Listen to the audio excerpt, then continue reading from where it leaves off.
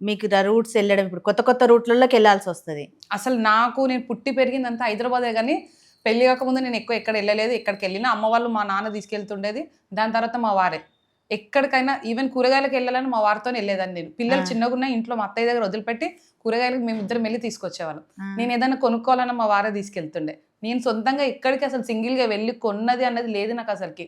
అలాంటిది డే 1 వాళ్ళు మమ్మల్ని పంజాగుట్టకి రమ్మని చెప్పినప్పుడు, నేను ఒక half an hour to 45 minutes వెతికిన పంజాగుట్టకి. ఆహా! అక్కడికి మా వారు చాలా గైడ్ చేసి పంపించారు నన్ను పంజాగుట్టకి ఎట్లా ఎళ్ళాలి ఏంటని.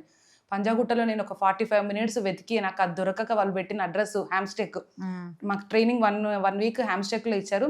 నాకది దొరకక నేను అసలకి ఏడ్చి, నాకు ఈ జాబ్ వద్దు, ఏమొద్దు నేను వెళ్ళిపోతా అని చెప్పి వాళ్ళకి కాల్ చేస్తే, మీరు ఎక్కడున్నారో అక్కడే ఉండండి అని చెప్పి నాకు ఒక వేరే పర్సన్‌కి ఫోన్ ఇస్తే అతను లొకేషన్ పెడితే వాళ్ళు ఒక పర్సన్‌ని పంపించి నన్ను అక్కడ పిక్ చేసుకున్నారు. ఆహాహా! అట్లా జరిగింది నా జర్నీ. అట్లా అసలు చెప్పాలంటే నేను ఈ రోజుకి ఇప్పుడు ఇట్లా ఇంత తిరుగుతున్నాను అంటే అది బికాస్ ఆఫ్ మూవ్.